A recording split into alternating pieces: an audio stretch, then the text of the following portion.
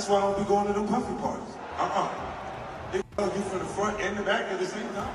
50 Cent has never been shy about calling out Diddy, but now he's taking it up a notch. He just leaked shocking courtroom footage of Diddy, and he's not stopping there. He's also dropping court documents straight to his Instagram for the whole world to see. And now, Diddy's reportedly real nervous about everything that's coming out. You could tell he was nervous, and I was watching him very closely. I saw like his hand shaking a bit. So what exactly has 50 been revealing, and what's got Diddy losing it? Let's break it down. The long-standing beef between 50 Cent and Diddy. In the ever-evolving world of hip-hop culture, few beefs have had the streets talking like the drawn-out drama between Curtis 50 Cent Jackson and Sean Diddy Combs. What started as industry shade in the early 2000s has transformed into a full-blown saga spanning decades, complete with diss tracks, business rivalries, and social media flame wars. Now, as Diddy faces serious legal heat, 50's years of calling him out hit different, with many wondering if Fifth was actually keeping it a buck this whole time while everyone else was looking the other way. What's even wilder is that 50's documentary project Diddy Do It, where he linked up with alleged victims and gathered receipts, may actually be providing some of the key evidence being used against Diddy in his current trial, turning 50's long-running beef into a crucial part of the justice process. The roots of this beef trace back to the early 2000s, when both artists were blowing up in the rap game. While things seemed cool on the surface, tensions started bubbling when 50 Cent claimed he ghost wrote for Diddy on G-Dep's Let's Get It, something he later talked about in 2022 on The Breakfast Club.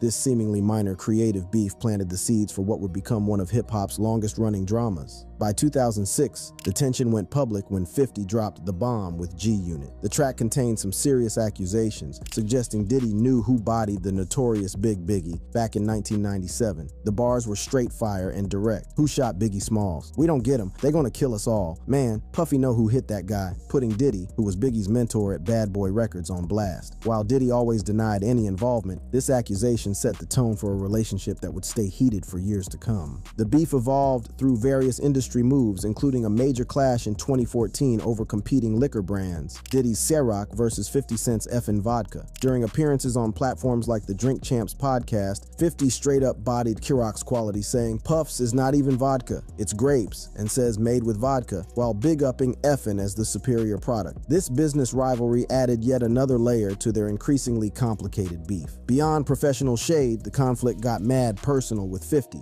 making some wild comments about Diddy's personal life and sexuality. In a 2018 Drink Champs interview, 50 called Diddy fruity, referencing an incident where Diddy allegedly tried to take him shopping. This interaction, which supposedly went down at Chris Lighty's wedding, became a storyline 50 kept bringing up when throwing shots at Diddy. He said something to me one time, a long time ago, at Chris Lighty's wedding. He told me he'd take me shopping. I looked at him like, what'd you just say?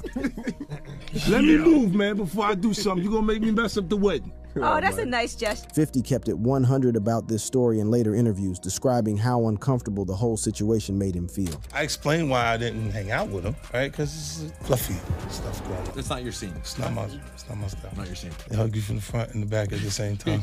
It's not your thing. It's not my thing, bro. What was the original annoyance between? It was just like, oh, when you start to get the momentum, he's like, yo, we gotta hang out. Yo, when we going? I got uncomfortable with him because the way he was acting to try and get me to hang out with him was like, yo, I'll take you shopping. And I'm like, what you mean? Like, that's something you say to a woman you're attracted to, maybe. 50 has repeatedly thrown shade that Diddy made similar moves toward other male rappers, though he hasn't put anybody on blast by name. These claims are part of a bigger narrative 50 has built about Diddy's alleged Suez behavior and party culture, frequently alluding to it through social media posts and interviews over the years. One of the most consistent themes in 50's criticism of Diddy has been his expressed discomfort with Diddy's party scene. In footage from an undated concert, 50 Cent straight up told his audience that he doesn't go to puffy parties, something he's repeated across multiple platforms. In another interview snippet, 50 kept it real about his feelings on Diddy's function invitations. It comes out, I see it in the news like everyone else, but I did feel uncomfortable with the way he would present the idea of going to these projects. To come party with me. Yeah, and then that swayed me away from it, just that alone. The beef between these two hip-hop heavyweights got way more heated in 2023 when Cassie Ventura, Diddy's ex, filed a lawsuit alleging rape, sexual assault, and human trafficking. The lawsuit was settled the next day, but Diddy stepped down as chairman of Revolt TV. Smelling blood in the water, 50 Cent publicly offered to buy Revolt, tweeting, "I'll buy that from you, Playboy, for the low. Sell it to me, then we can be friends." By 2024, as Diddy's legal problems got real with Homeland Security raids on his cribs in Los Angeles and Miami as part of a federal sex trafficking investigation, 50's trolling hit new levels. After reports dropped that authorities seized over 1,000 bottles of baby oil and lubricant during these raids, 50 mockingly announced his documentary Diddy Do It on social media with the caption, "This is gonna break records when this drop. GLG Green Light Gang, you know the vibes." On September 16, 2024, Diddy got locked up in New York City and charged with racketeering, sex trafficking, and transportation to engage in prostitution. He pleaded not guilty and remains in custody waiting for trial as of May 2025. Throughout this period, 50 has continued clowning him on social media, once posting on Instagram, "Here I am keeping good company with at the Drew Barrymore show, and I don't have 1,000 bottles of lube at the house." When questioned about his relentless trolling, 50 Cent told People magazine, "It's really me just saying what I've been saying for 10 years. While 50 has been going in on Diddy for years, he maintains that even he was shook by how deep the allegations against Diddy actually went. Speaking of, in particular, Netflix docuseries that you've been working on, Diddy Do It. Right. You've been saying for years that you feel you knew Diddy's character. Right. Yet you said you weren't a part of that lifestyle, you weren't going to the parties. So what makes you so absolutely sure that these kinds of allegations that we've seen against him are true?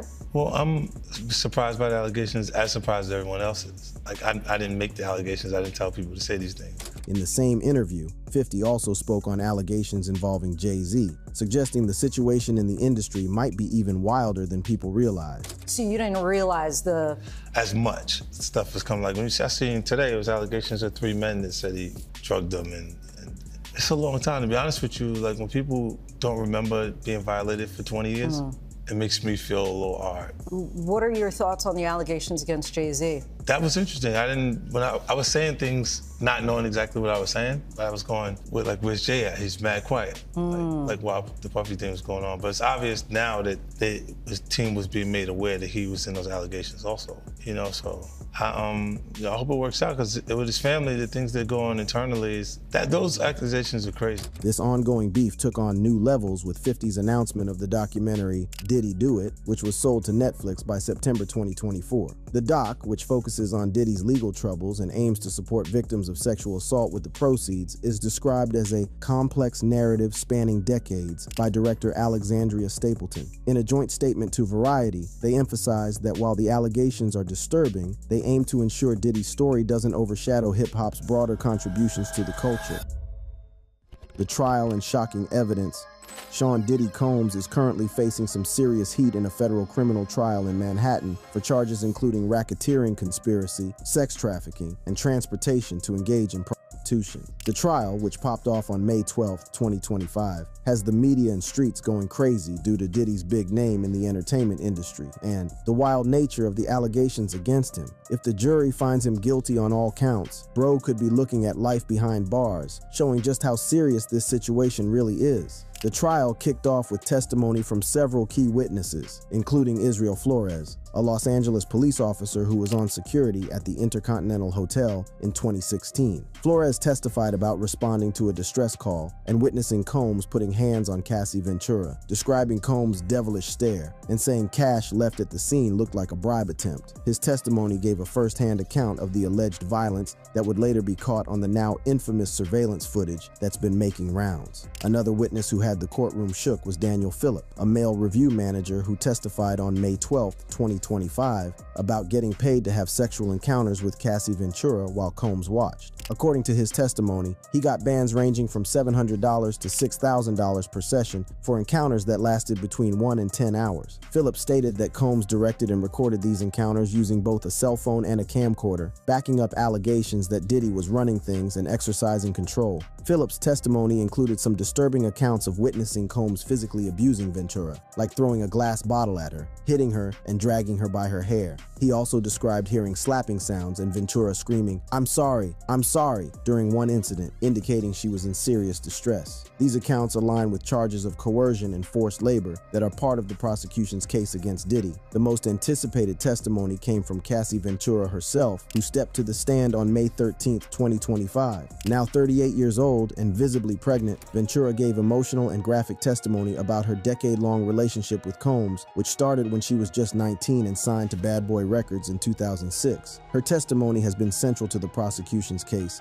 detailing a pattern of control, abuse, and coercion that allegedly characterized her situation with Diddy. Ventura described Combs as controlling every aspect of her life, stating control was everything. This control extended to her music career, appearance, including her fits, hair, and nails, and daily activities. She testified that Combs would blow up her phone constantly with calls and texts, and if she didn't respond, his security team would be sent to hunt her down. She also mentioned that Combs made sure she lived close to him, either within walking distance or a short drive, in both New York and LA. A significant portion of Ventura's testimony detailed frequent physical abuse. She described incidents where Combs would knock her over, drag her, kick her, and stomp on her head, resulting in visible injuries such as black eyes and bruises. According to her testimony, she often acted out of fear during these episodes and didn't fight back. This pattern of violence, she stated, was a regular thing throughout their relationship. One of the most disturbing aspects of Ventura's testimony involved detailed accounts of what she called freak-offs, sexual encounters involving multiple participants orchestrated by Combs. These events allegedly went down nearly weekly for years, lasting from 36 hours to 4 days, sometimes without sleep, and took place in various locations including New York City, Miami, Los Angeles, Atlanta, Las Vegas, Ibiza, and Turks and Caicos. Ventura described being coerced into participating, feeling she couldn't refuse due to Combs' control over her career and his threats of blackmail using video recordings of the events. The freak-offs involved hiring dancers via Craigslist, using baby oil, and engaging in graphic sex acts. Ventura detailed specific acts, including being urinated on by escorts, sometimes in her mouth causing her to choke, and being expected to participate even during her menstruation. She testified that drugs like ecstasy, cocaine, weed, ketamine, and shrooms were provided by Combs or his staff, with Ventura stating she used drugs to dissociate from the experiences, describing herself as feeling disgusting, humiliated, and worthless. Supporting these claims, a bodyguard for Diddy shared some wild details about the freak-offs and Diddy's alleged behavior. Also in this lawsuit, man, this lawsuit is crazy, man. She alleges that, Diddy, he made her hire and have sex with male prostitutes while he recorded it and masturbated it. Lights, camera, action. The bodyguard dropped more tea on Diddy's alleged habits. He do it all. Yo, what you gonna say about that, bruh? You understand? He didn't want it to come back to him in a way, he hiring the people. He gonna put it all on her. Cause she knew what he liked. Cause she wasn't just hiring it for her. Don't get that effed up, Art. If you think that she was just hiring those male prostitutes for herself, nah, bruh. Ventura testified that Combs recorded the freak-offs from early on, first on video cameras and later on mobile devices, and used these recordings to blackmail her when he was in his feelings. She tried to delete her copies, finding them humiliating, and asked Combs to delete his, but the threat of them leaking was always hanging over her head. She was allegedly responsible for finding escorts, making sure they met specific physical requirements, and coordinating their travel across states, often using aliases for hotel rooms to keep things on the low. A major incident described in Ventura's testimony was a 2016 altercation at the Intercontinental Hotel in Los Angeles, where she tried to leave a freak off, and Combs allegedly put hands on her. This event was caught on security footage, published by CNN in May 2024, and shown multiple times to the jury during the trial. The video, which has been described as critical by legal analysts, shows Combs physically assaulting Ventura in a hotel hallway. This footage has been central to the prosecution's case, demonstrating Combs' use of violence to control victims. The surveillance video from 2016, first published by CNN on May 17, 2024, shows Combs beating, kicking, and dragging Ventura after she attempted to leave a room during what the prosecution refers to as a freak-off. Ventura testified that she had a purple eye and was in distress, repeatedly stating, stating, "I want to leave."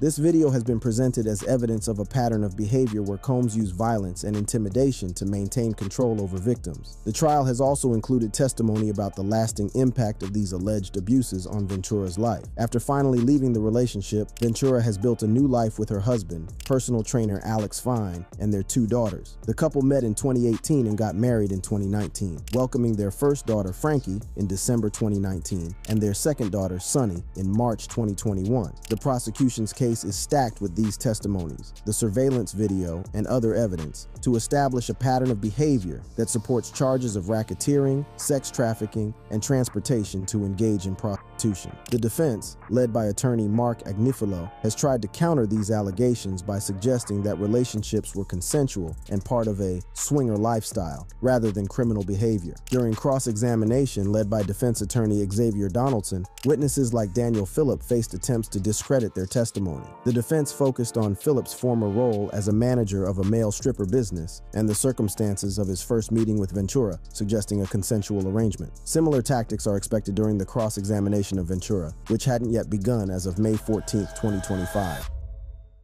50 Cent's documentary and reaction to the trial.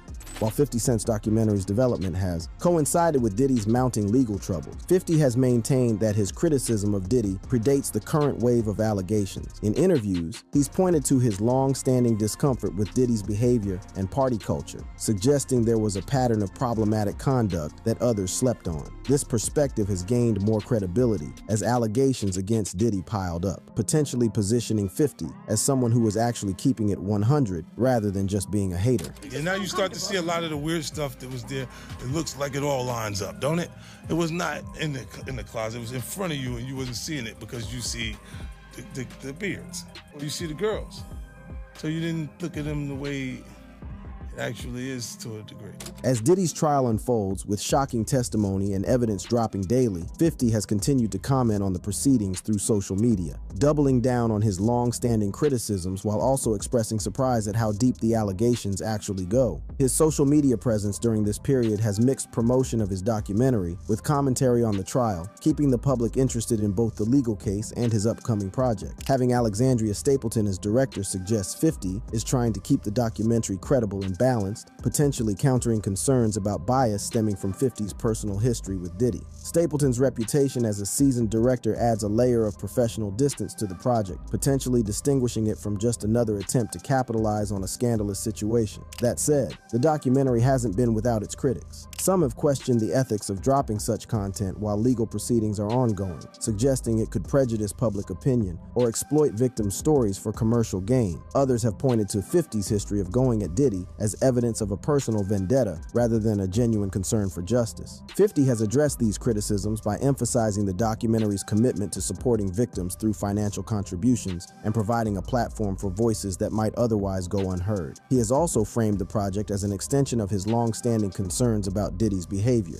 positioning it as documentation of a pattern rather than opportunistic exploitation. As the trial continues, with testimony from key witnesses like Cassie Ventura detailing allegations of abuse, control, and exploitation, the documentary's relevance has only increased. The surveillance footage from 2016 showing Diddy assaulting Ventura, which was played repeatedly during the trial, provides hard evidence that aligns with 50's years of criticism and may feature prominently in the documentary. The documentary is expected to include analysis of this footage alongside other evidence presented during the trial, potentially offering a more comprehensive narrative than can be gleaned from news coverage alone. By contextualizing the trial within a broader history of allegations, the documentary aims to provide insight beyond the specific charges Diddy currently faces. Beyond the documentary, 50's reaction to the trial has been closely watched, with many looking to his social media accounts for commentary on the proceedings. His responses have ranged from "I told y'all" vibes about his long-held skepticism to expressions of shock at how wild the allegations really are. This dual response, claiming to have peaked the problematic behavior while also expressing surprise at its extent, reflects the complex position 50 occupies in relation to the case. The potential impact of both the documentary and 50's ongoing commentary extends beyond Diddy's specific case. By highlighting allegations of misconduct in the entertainment industry and advocating for accountability, the documentary may contribute contribute to broader conversations about power dynamics, consent, and justice in culturally influential spaces. For victims of sexual assault and abuse, the documentary represents a potential platform for their stories to reach a wider audience, potentially encouraging others to come forward with similar experiences. The commitment to donate proceeds to support victims' organizations also suggests a tangible benefit beyond awareness raising. As of May 14, 2025, with Diddy's trial ongoing and the documentary still in production, the full impact of 50's involvement in this narrative remains to be seen. The documentary's release, whenever it drops, will likely be measured not only by its commercial success, but also by its contribution to understanding a complex case with far-reaching implications. What is clear, however, is that 50's years of criticism, once dismissed by many as mere beef or clout chasing, now appear in a different light given the serious allegations against Diddy. Whether this represents vindication, foresight, or a complex mix of personal animosity and legitimate concern will be for viewers to decide when Diddy Do It eventually reaches screens. The intertwining of 50's documentary project with Diddy's legal troubles represents a unique convergence of entertainment, journalism, and justice, raising questions about the responsibilities of media creators when addressing serious allegations. As both the trial and the documentary's development continue, these questions will remain at the forefront of discussions about this high-profile case and its broader cultural implications. The reaction to Diddy's trial extends beyond 50 to encompass the broader hip-hop community and entertainment industry. Many artists and industry figures have maintained a conspicuous silence, while others have distanced themselves from Diddy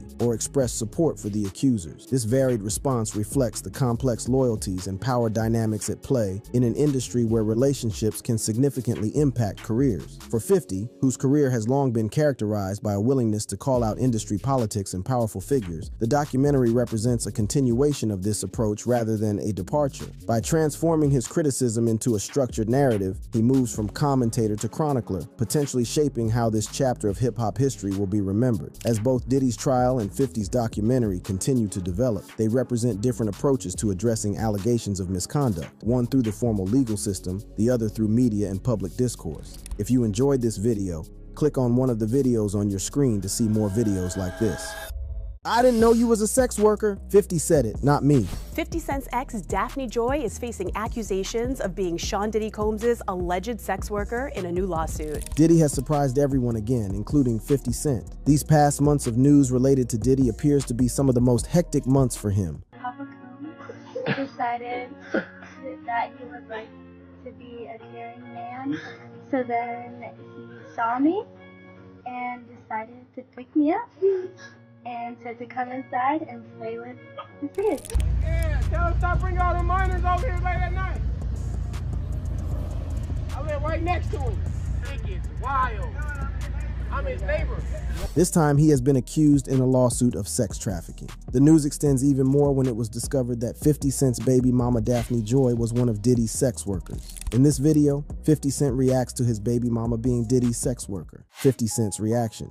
50 Cent has once again found himself at the center of controversy. This time, his target is his own baby mama, Daphne Joy, who has been linked to music mogul Diddy. It all began when rumors started swirling about Daphne Joy's alleged involvement with music mogul Diddy. Whispers of a secret relationship and a monthly allowance provided by Diddy started to circulate, catching the attention of fans and industry insiders alike. The news came as a shock to many, as Daphne Joy is best known for her previous relationship with 50 Cent and their shared child. As the rumors gained traction, 50 Cent couldn't resist the opportunity to stir the pot. Known for his no-holds-barred approach to social media, he took to Instagram to publicly shame Daphne Joy. In a series of scathing posts, he didn't hold back, referring to her as a sex worker and mocking her for accepting money from Diddy.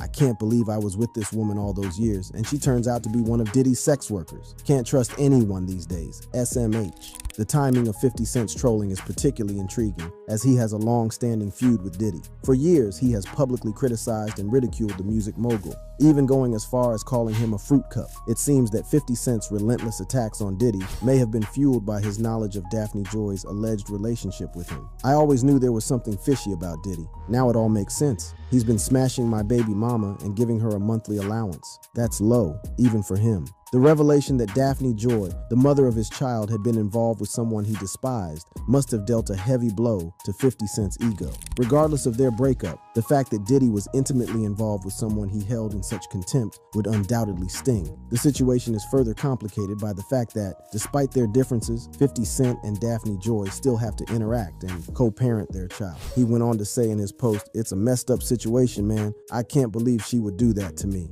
But hey, life goes on." While Daphne maintained her composure, 50 Cent continued to stoke the flames of controversy. He took to social media once again, this time with a series of memes and posts mocking Daphne and Diddy. "When you find out your baby mama was getting smashed by Diddy and getting a monthly allowance, can't trust these man, #betrayed. The feud between 50 Cent and Diddy had reached new heights, with Daphne caught in the crossfire. The tension between the two rappers had been simmering for years, but this revelation had taken their animosity to a whole new level. It seemed that 50 Cent's relentless attacks on Diddy were fueled by a deep sense of betrayal and wounded pride. As the scandal continued to unfold, tensions between 50 Cent and Diddy reached a boiling point. The two rappers engaged in a war of words on social media, with insults and accusations flying back and forth. "Diddy, you thought you could get away with smashing my baby mama? Well, I've got news for you. I'm not backing down. You're gonna regret crossing me." The public eagerly awaited a response from Diddy, wondering how he would address the allegations and defend himself against 50 Cent's relentless attacks. And finally, the music mogul broke his silence.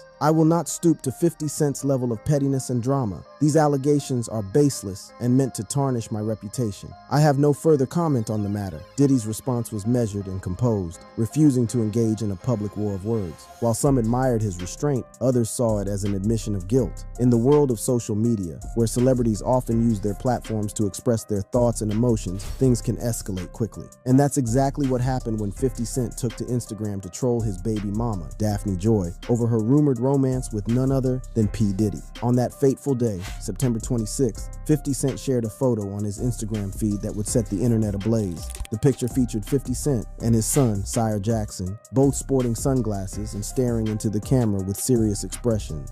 But it was the caption that caught everyone's attention. 50 Cent wrote, "Oh Ish, that's your mommy over there with Puffy? LOL. Remember what I told you the other day? These be crazy. SMH." As the rumors continued to swirl, Daphne Joy found herself in the spotlight once again, this time due to a video she posted on her Instagram. The clip showed her in the audience during P. Diddy's performance at the 2022 iHeartRadio Music Festival in Las Vegas, Nevada on September 24th. This only fueled the speculation surrounding their alleged romance. However, shortly after 50 Cent's trolling post, Daphne Joy decided to address their past relationship and the current situation. In a heartfelt Instagram post, she expressed her frustration with the constant scrutiny of her personal life. Daphne revealed that she was in a 2-year relationship with P. Diddy over a decade ago, and from that relationship, she was blessed with a beautiful and healthy baby boy. But instead of dwelling on the past, Daphne shifted her focus to her son's well-being. She emphasized that she had healed privately, matured, and grown closer to God. Daphne expressed her desire to be happy and left alone, free from the constant judgment and villainization she had experienced. In her post, Daphne acknowledged the unpredictability of life and the importance of cherishing those who bring happiness into it. She made it clear that she wished no ill will towards anyone and simply wanted to live her life in peace. This recent drama between 50 Cent, Daphne Joy, and P. Diddy is not the first time that 50 Cent has publicly addressed their relationship. Back in April 2021, a photo of Diddy and Daphne Joy surfaced, sparking speculation about their connection. And true to his outspoken nature, 50 Cent didn't hold back his thoughts. He responded to the photo with a dismissive comment saying, "Nami and Puff fight over business-ish. If he liked the girl, he liked the girl. I don't give an F." These words from 50 Cent showcased his nonchalant attitude towards Diddy and Joy's past and hinted at the complexities of their dynamic. It's clear that 50 Cent has his own perspective on their relationship, and he's not afraid to voice it. Amidst all the drama, it's important to remember that 50 Cent and Daphne Joy share a precious bond. Their 10-year-old son, Sire Jackson. Born in September 2012, Sire has become a central figure in their lives. As usual, 50 Cent is not here for anyone dating Daphne Joy, especially Jason Derulo. Known for his zero chill and no-nonsense attitude, 50 Cent has taken to social media to express his displeasure displeasure. To understand the current situation, let's take a trip down memory lane. 50 Cent, born Curtis Jackson, rose to fame in the early 2000s with his chart-topping hits and larger-than-life persona. But behind the scenes, his personal life has been anything but smooth sailing. The two began dating and soon welcomed a beautiful son named Sire into the world. However, their relationship was far from picture perfect. It's no secret that 50 Cent has had his fair share of tumultuous relationships. In 2008, his ex-girlfriend Shanika Tompkins, the mother of his son Marquise, accused him of kicking them out of their home after she moved on to another relationship. The public feud between the two played out on social media, with both parties airing their grievances for the world to see. Fast forward to the present day, and it seems history is repeating itself. Daphne Joy, who had seemingly moved on from 50 Cent, found love in the arms of none other than Jason Derulo, the multi-talented singer and dancer. The news of Daphne and Jason's relationship sent shockwaves through the entertainment industry. Fans and followers couldn't help but wonder how 50 Cent would react to this new development. And it didn't take long for 50 Cent to make his feelings known. During the Christmas holiday, he flooded his social media pages with adorable pictures of his and Daphne's son, Sire. It seemed like all was well between the former couple. But as soon as Daphne and Jason went public with their romance, posting intimate vacation pictures, something unexpected happened. Every single photograph of Sire was mysteriously removed from 50 Cent's social media accounts. Some fans defended 50 Cent, arguing that he had the right to control what he posts on his own social media. They believed that his actions were justified given the circumstances. Others, however, criticized him for involving his son in the drama and using him as a pawn in his personal vendettas. The public's reaction was not limited to just fans. Even fellow celebrities weighed in on the situation. Some showed support for 50 Cent, understanding his need to protect his personal life. Others condemned his actions, calling them petty and unnecessary. One thing is for sure, 50 Cent's actions sparked a heated debate and ignited a social media frenzy: the lawsuit. If he's convicted, ultimately, he'll be in prison for a very long time. One count of sex trafficking typically is 10 to 15 years in prison. In February, Lil Rod filed a lawsuit that sent shockwaves through the entertainment industry. According to the legal documents, Lil Rod claims that Diddy would boast to him about paying Young Miami, one half of the popular rap duo City Girls, and another woman named Jade, who is none other than Daphne Joy, a well-known model and 50 Cent's ex-girlfriend. The lawsuit alleges that Diddy provided these women with a monthly stipend in exchange for sexual favors. Diddy's alleged involvement in this scandal has left many stunned. Lil Rod claims that Diddy would openly discuss his arrangement with Young Miami and Daphne Joy, seemingly proud of his ability to maintain such relationships. This revelation sheds light on the darker side of the music industry, where powerful figures exploit their influence for personal gain. The news of Daphne Joy's alleged involvement as one of Diddy's sex workers hit close to home for 50 Cent, who shares a child with her. Last year, pictures of Daphne and Diddy together circulated online, prompting 50 Cent to comment on the situation. Now, it seems that 50 Cent's previous comments make more sense, as he publicly expressed his anger towards Diddy in recent months. In response to the lawsuit, 50 Cent took to social media, expressing his disbelief and embarrassment, stating, "I didn't know you were a sex worker, you little sex worker. This is a movie." For Young Miami, the implications of being listed as one of Diddy's sex workers are significant. The public had viewed her relationship with Diddy as genuine, idolizing them as relationship goals. However, this scandal has shattered that illusion, leaving fans and followers shocked and disappointed. The fallout from this revelation may have a lasting impact on Young Miami's career, as she now faces the challenge of rebuilding her image and credibility. This situation also highlights the importance of maintaining boundaries and being cautious about who you trust. It serves as a reminder that not everything we see on social media or in the media reflects reality. The entertainment industry can be a breeding ground for manipulation and exploitation, and it is crucial to approach celebrity relationships with skepticism. The reactions to these allegations have been intense, with 50 Cent expressing his disbelief and embarrassment over Daphne Joy's alleged involvement. This scandal serves as a reminder to question the narratives presented to us and to maintain a level of critical thinking. True authenticity and genuine relationships are not always found in the spotlight. Daphne Joy, however, wasted no time in responding to the accusations. In the comments section of 50 Cent's post, she pleaded with him to stop dragging her into unnecessary drama. She wrote, "Please stop doing this to me. I never bother you, and I'm an outstanding mother to our son. Can we please just focus on that? Please." Her comment showcased her frustration and desire to keep the focus on their child rather than engaging in public feuds. But 50 Cent's trolling didn't end there. He continued to fuel the fire by claiming that the photo also showed Joy engaging with Diddy. While the validity of this claim remains uncertain, it only added more fuel to the already swirling rumors of an alleged affair between Joy and the music mogul. The timing of 50 Cent's post couldn't have been worse. Just days before, Joy had shared a video on her Instagram, capturing her enjoyment of Diddy's performance at the iHeartRadio Music Festival. This video had already sparked speculation about a potential romantic involvement between Joy and Diddy. Sensing the need to address the allegations more comprehensively, Joy decided to issue a lengthier response. Taking to her own Instagram account, Joy shared a post in which she expressed her frustration with having to discuss her private life on social media. She wrote, "I hate speaking about my private life on social media, but I feel it needs to be addressed." Joy then proceeded to set the record straight, providing a glimpse into her past relationship with Diddy. "I was in a 2-year relationship 10 plus years ago," Joy revealed, "and out of the relationship, God blessed me with a beautiful, healthy baby boy." She emphasized that although she and Diddy had parted ways, her focus had always been on her son's well-being, both emotionally and spiritually. Joy highlighted her personal growth and the importance of privacy in healing and maturing. "I've healed privately, matured, have been closer to God than ever before, and really appreciating this life," Joy continued. "I just want to be happy and be left alone." She expressed her frustration at constantly having to defend her character, being prejudged, and being villainized. Joy made it clear that she was not doing anything wrong and wished no ill will towards anyone. The response from Joy was met with mixed reactions from fans and followers. Some applauded her for speaking her truth and defending herself against the rumors, while others remained skeptical. Nevertheless, Joy's heartfelt plea for happiness and privacy struck a chord with many who could relate to the challenges of navigating public scrutiny. Amidst the chaos, Joy found support from unexpected sources. Ray J, a friend of Joy's, commented on her post after it was shared by the Shade Room, writing, "Story of my life." His comment highlighted the relatability of Joy's situation and the challenges faced by public figures when it comes to their personal lives. As the scandal continued to unfold, Joy remained resolute in her pursuit of happiness and her commitment to being the best mother she could be to Sire. She refused to let the rumors define her or dictate her actions. Instead, she focused on her personal growth, her faith, and her appreciation for the blessings in her life. Diddy is finished. In the world of high-profile celebrities, scandals and controversies are no strangers. But when it comes to Diddy, the past few months have been nothing short of a roller coaster ride. From lawsuits to allegations of sexual assault, human trafficking, and financial improprieties, the storm surrounding Diddy has been relentless. And now, the federal authorities have taken notice. It can easily go from a civil investigation to what we see now, a criminal investigation.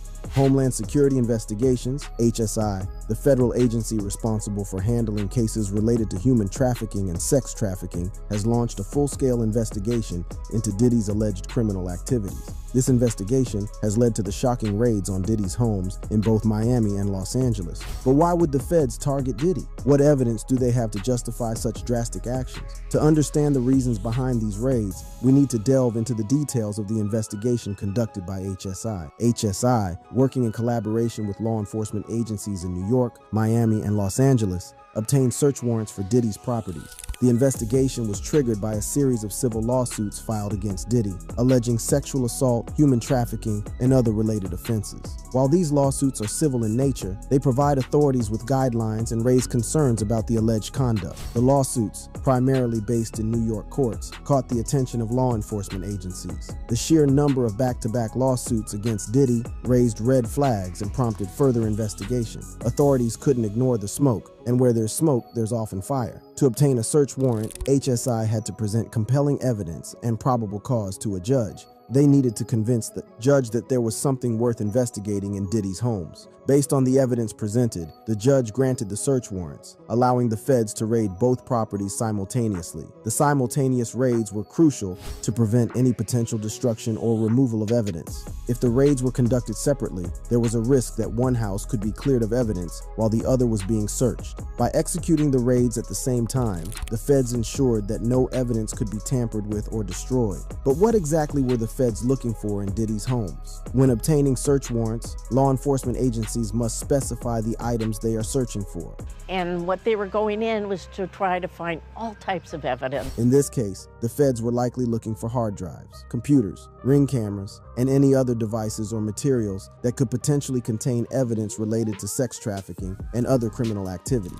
It's important to note that the lawsuits against Diddy are civil lawsuits, not criminal charges. However, civil lawsuits can serve serve as a source of information and lead to further investigations. If the feds find evidence during the raids that corroborates the allegations made in the lawsuits, it could potentially pave the way for criminal charges. The fact that HSI, a federal agency specializing in human trafficking and sex trafficking cases, took the lead in this investigation speaks volumes. It indicates the seriousness of the allegations against Diddy and the potential magnitude of the case. The feds don't undertake such investigations lightly. They only do so when they believe they have a strong case with a high likelihood of conviction. As the investigation unfolds, the feds will gather all the evidence they can find. This evidence will be presented to prosecutors, who will determine whether there is enough to proceed with criminal charges against Diddy. If convicted, Diddy could face up to 25 years in prison for each charge of human trafficking and sex trafficking. In the midst of the chaos surrounding Diddy, one lawsuit stands out as a potential game changer. Lil Rod, a producer, filed a lawsuit against Diddy, claiming that he was not properly paid for his work on Diddy's latest album, The Love Album. But it's not just the financial dispute that has caught everyone's attention. Lil Rod has made shocking allegations and provided evidence that could have far-reaching implications for Diddy and the celebrities in his circle. According to Lil Rod, Diddy's parties were not just extravagant gatherings of the rich and famous, they were allegedly filled with illegal activities and misconduct. Lil Rod claims that he was forced to drug people's drinks under Diddy's orders. He even posted photos of himself at parties where Diddy was present with alleged underage individuals, raising serious concerns about the exploitation of minors.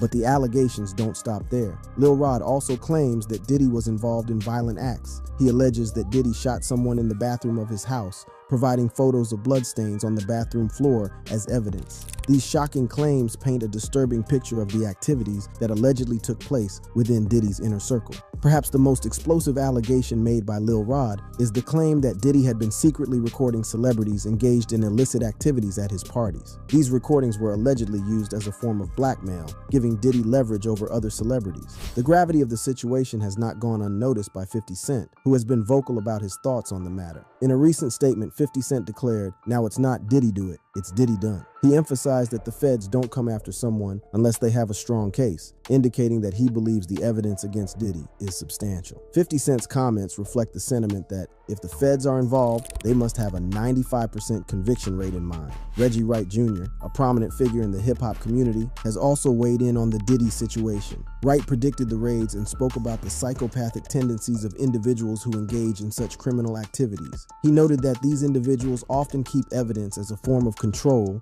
and power. If the feds find evidence that corroborates Lil Rod's claims, it would be a significant blow to Diddy and potentially implicate numerous other individuals. As of now, the investigation is still ongoing. The feds are meticulously gathering evidence from the raids, including hard drives, computers, and other devices that may contain incriminating material. They're also conducting interviews with victims, referred to as Jane Does, as part of their probe into alleged sex trafficking, domestic violence, and racketeering. These interviews are crucial in building a strong case against Diddy and potentially uncovering further evidence. In an exclusive interview, the neighbor reveals that they live right next to Diddy's lavish Los Angeles mansion in the upscale H Hills area, nestled between Bel Air and Beverly Hills. They describe a scene that is both shocking and disturbing. Buses, big-ass buses, regularly arrive at Diddy's residence in the dead of night, and minors can be seen hopping out, adding an air of mystery and concern to the situation.